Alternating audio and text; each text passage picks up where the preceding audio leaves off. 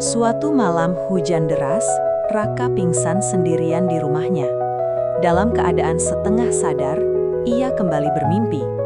Ia melihat para pedagang yang dulu ia peras, berdiri menuntut hak mereka. Uang yang ia ambil berubah menjadi api yang membakar tangannya. Assalamualaikum warahmatullahi wabarakatuh. Salam sejahtera untuk para pendengar yang berbahagia. Terima kasih telah menyempatkan waktu menyimak kisah penuh hikmah ini.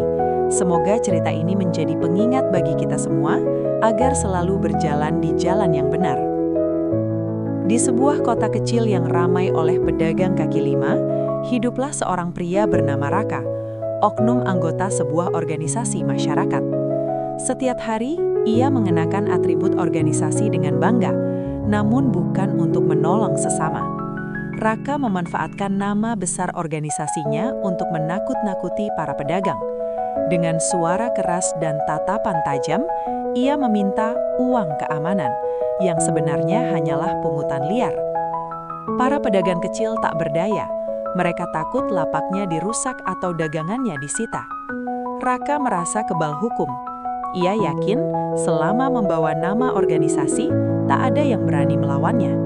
Kesombongan itu tumbuh, menutupi hati nuraninya yang perlahan mengeras. Pungli yang menjadi kebiasaan. Setiap pagi, Raka berkeliling pasar. Langkahnya mantap, dadanya dibusungkan. Para pedagang langsung menunduk saat melihatnya datang. Satu persatu amplop kecil berpindah tangan. Ada yang memberinya dengan gemetar, ada pula yang terpaksa berutang demi memenuhi permintaan Raka. Raka tidak pernah berpikir dari mana uang itu berasal. Baginya, semua pedagang wajib setor. Jika ada yang menolak, ia mengancam akan melaporkan ke atasan organisasi atau mengerahkan rekan-rekannya. Padahal semua itu hanya tipu daya. Organisasi yang ia bawa namanya tidak pernah mengajarkan pemerasan. Di rumah, Raka hidup berfoya-foya. Ia membeli barang mahal dan mentraktir teman-temannya. Ia merasa hebat, merasa berkuasa.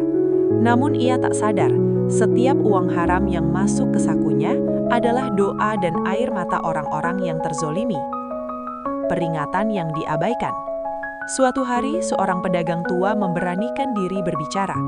Dengan suara lirih, ia memohon agar Raka berhenti memungut uang. "Nak, ini bukan ajaran kebaikan. Rezeki yang kau ambil bukan hakmu," ucapnya penuh harap.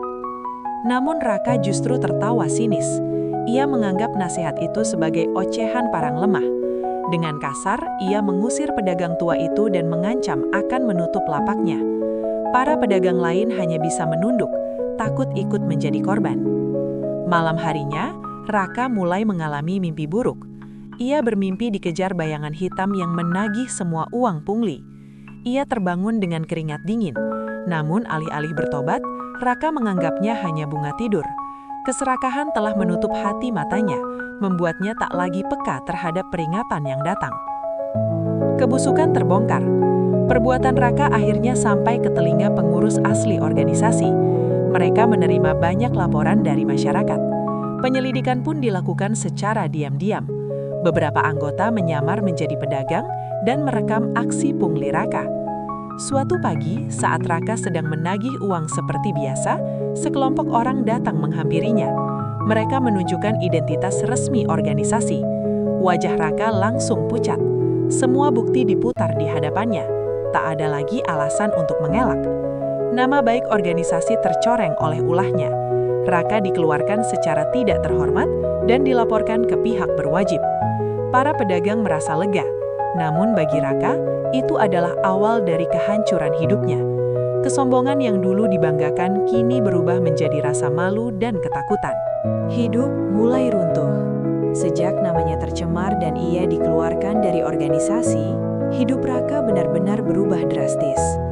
Pagi yang dulu ia habiskan dengan berkeliling pasar, kini terasa sunyi dan panjang. Tidak ada lagi amplop-amplop berisi uang pungli. Tidak ada lagi orang-orang yang menyapanya dengan takut. Yang ada hanyalah tatapan sinis dan bisik-bisik yang menusuk telinga. Ia mencoba melamar pekerjaan ke sana-sini, namun selalu gagal. Begitu orang mengenali namanya atau mendengar masa lalunya, pintu langsung tertutup. Raka mulai menjual barang-barang mewah yang dulu dibelinya dari uang haram. Jam tangan mahal, ponsel terbaru, bahkan motor kesayangannya. Semua dilepas demi bertahan hidup. Tekanan batin semakin berat ketika keluarganya ikut merasakan dampaknya. Istrinya sering menangis diam-diam, anaknya menjadi bahan ejekan. Raka merasa bersalah, namun waktu tak bisa diputar ulang. Setiap malam, ia sulit tidur. Jika terpejam, wajah para pedagang kecil selalu hadir dalam bayangannya. Lebih parah lagi, tubuhnya mulai melemah. Nafsu makan berkurang, kepalanya sering pusing, dan jantungnya berdebar tanpa sebab. Uang tabungan habis untuk berobat, namun hasilnya nihil.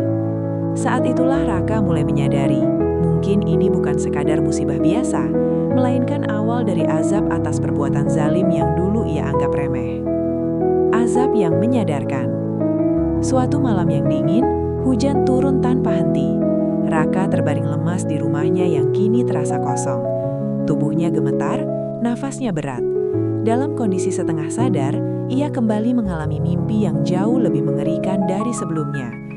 Ia melihat dirinya berdiri di tengah pasar yang gelap.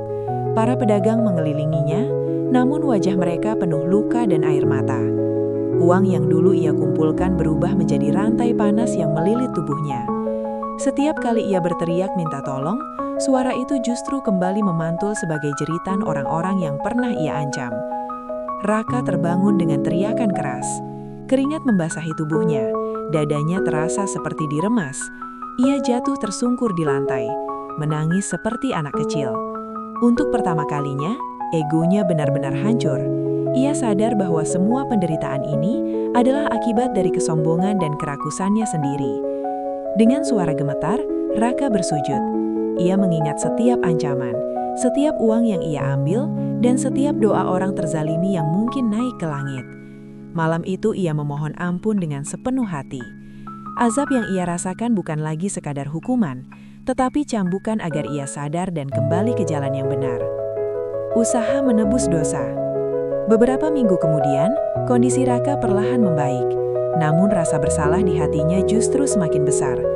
Ia tahu, memohon ampun saja tidak cukup tanpa memperbaiki kesalahan.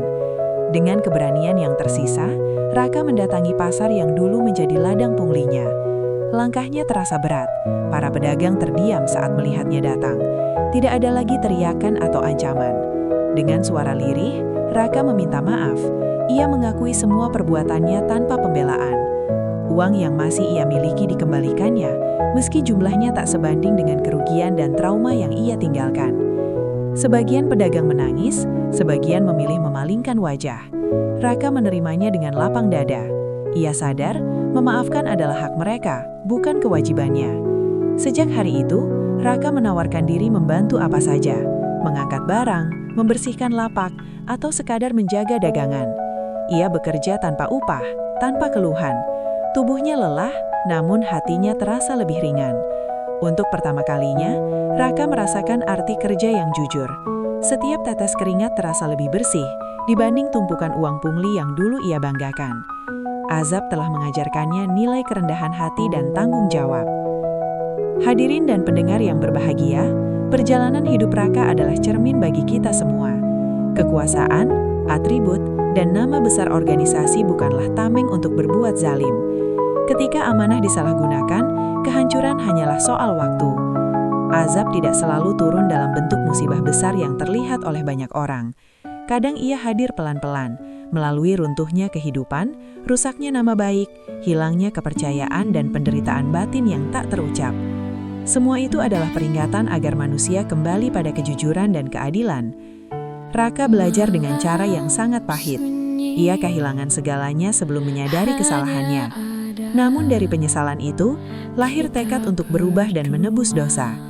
Kisah ini mengingatkan kita bahwa rezeki yang halal membawa ketenangan, sedangkan yang haram hanya menyisakan kegelisahan. Semoga kita dijauhkan dari perbuatan pungli, ancaman, dan kesombongan.